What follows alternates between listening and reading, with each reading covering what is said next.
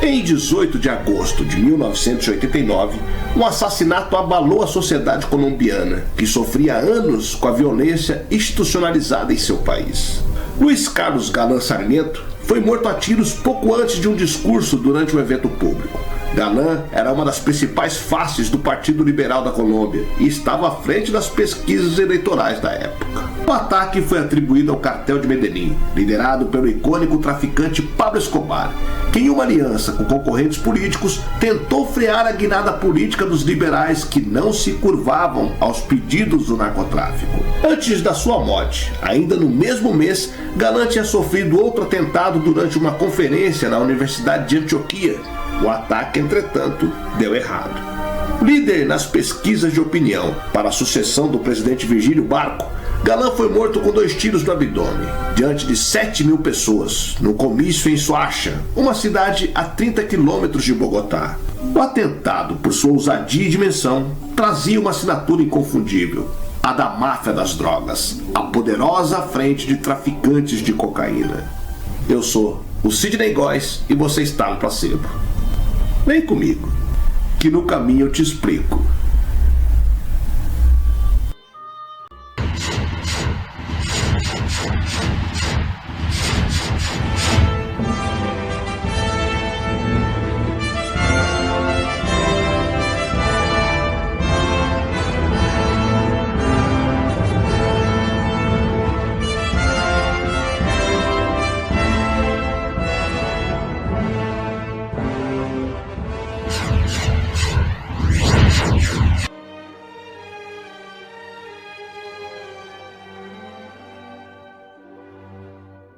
O senador Luiz Carlos Galán, candidato favorito às eleições presidenciais de 1990 na Colômbia, foi assassinado em 18 de agosto de 1989 pela máfia dos narcoterroristas.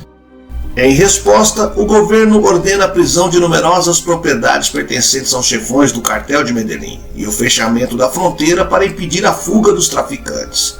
A máfia, por sua vez, dinamita as sedes dos partidos liberal e conservador e multiplica as ameaças de morte.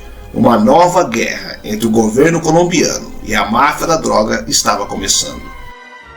Em 1982, Pablo Escobar, um homem muito rico, nascido em Antioquia e de antecedentes desconhecidos, era inicialmente membro do Partido Novo Liberalismo de Galán.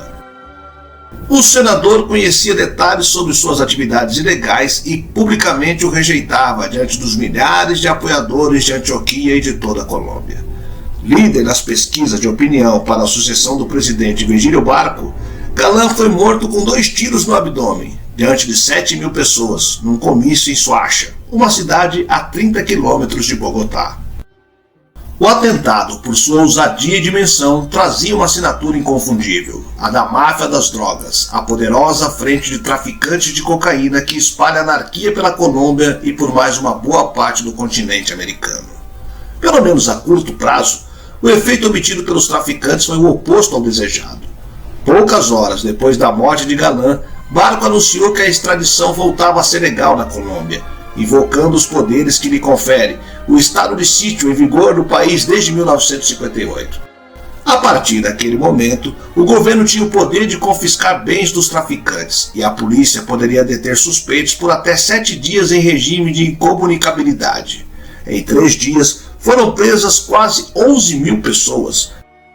Poucas polícias no mundo tiveram ocasião de contabilizar em apreensões materiais a lista de coisas que as autoridades colombianas confiscaram em apenas 3 dias: 678 armas de fogo, 3.303 baterias de munição, 1.161 carros e caminhões, 4 toneladas de pasta de coca, produto intermediário entre as folhas de coca e a cocaína refinada quimicamente, 1.086 quilos de cocaína, 62 aviões, 18 helicópteros, 141 imóveis, 30 iates, 13 motocicletas, 42 aparelhos de rádio amador e 5.222 animais.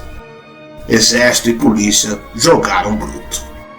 Só na década de 80, a máfia colombiana matou cerca de 250 juízes, funcionários do judiciário, jornalistas, policiais e políticos. Isso entre as vítimas graduadas, cujos nomes se destacam.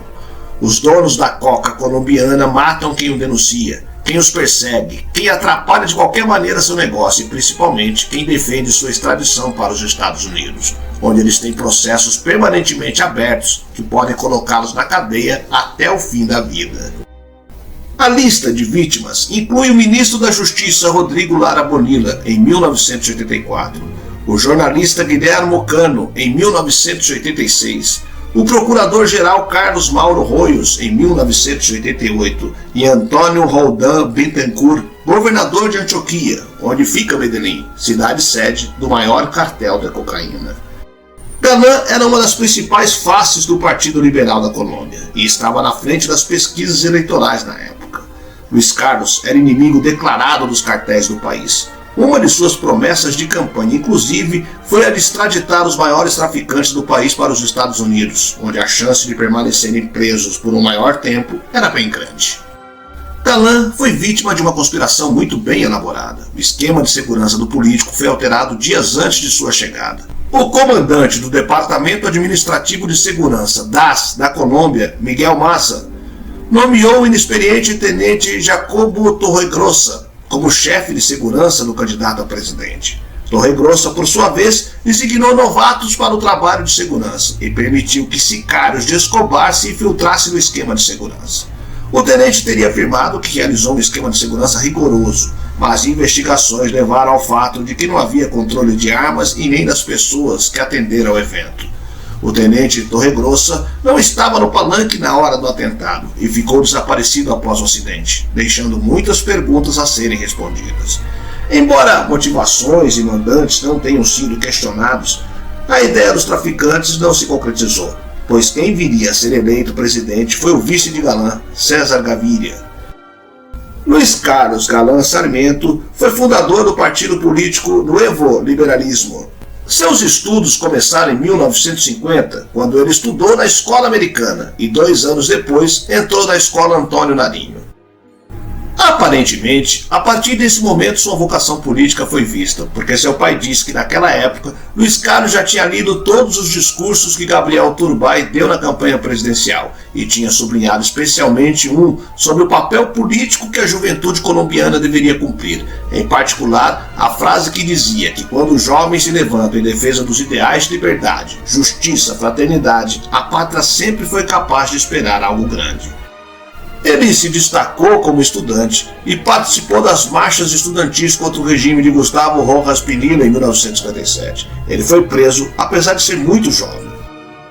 Em 1960 formou-se com honras e ingressou na Pontifícia Universidade Javeriana em Bogotá, onde estudou Direito e Economia. Como muitas outras figuras políticas importantes, ele juntou-se à sua vocação política com a literária e fundou a revista universitária Vértice em 1963. Em 1965, formou-se na universidade e começou a trabalhar no jornal El Tiempo, onde foi jornalista, editorialista, colunista e até membro do conselho de administração. Ou seja, era próximo de Eduardo Santos, ex-presidente e dono do jornal. 4 anos depois, foi nomeado secretário da delegação colombiana para a 2ª Conferência Mundial sobre Comércio e Desenvolvimento pelo presidente Carlos Lleras Restrepo. Assim começou sua carreira política e rapidamente ganhou força, porque em 1970 foi nomeado ministro da Educação do presidente Misael Pastrana Borrero. Um ano depois, casou-se com Glória Paixão Castro, uma jornalista renomada, e tiveram 3 filhos, Juan Manuel, Cláudio Mário e Carlos Fernando. Em 1972, começou a trabalhar no exterior como embaixador na Itália e representante da Colômbia na Organização das Nações Unidas para Alimentação e Agricultura.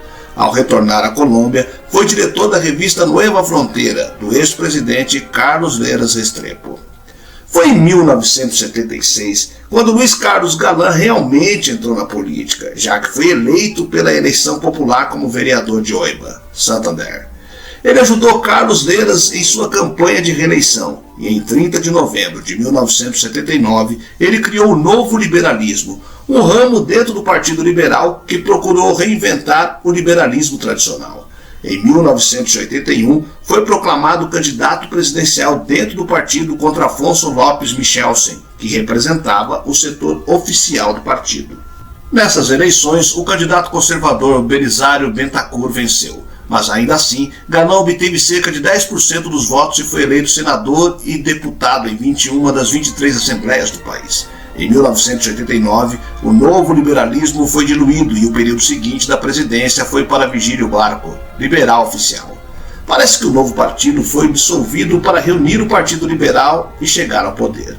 Isso foi notado quando Luiz Carlos Galan foi escolhido por consulta popular para ser o único candidato do partido à presidência. Mas, no meio da campanha presidencial, ele foi assassinado. Galan era o favorito nas pesquisas. Houve um funeral em massa e uma manifestação coletiva. O filho de Galan, naquele dia, confiou a César Gaviria Torrilho como sucessor de seu pai e como candidato à presidência. E, de fato, ganhou a presidência em 1990. Galan foi lembrado por suas críticas beligerantes e rebelião construtiva contra os partidos e a sociedade colombiana. Seu foco era combater a corrupção e o clientelismo, bem como modernizar partidos e instituições políticas de uma perspectiva social. Mas o que o colocou em perigo foi sua crítica categórica ao tráfico de drogas e seu poder na sociedade, como visto no escândalo que ele fez ao expor Pablo Escobar como traficante de drogas e expulsá-lo do movimento político. Apesar de tudo, ainda não se sabe quem foi o autor do assassinato, seja o Estado, outros partidos políticos ou traficantes de drogas.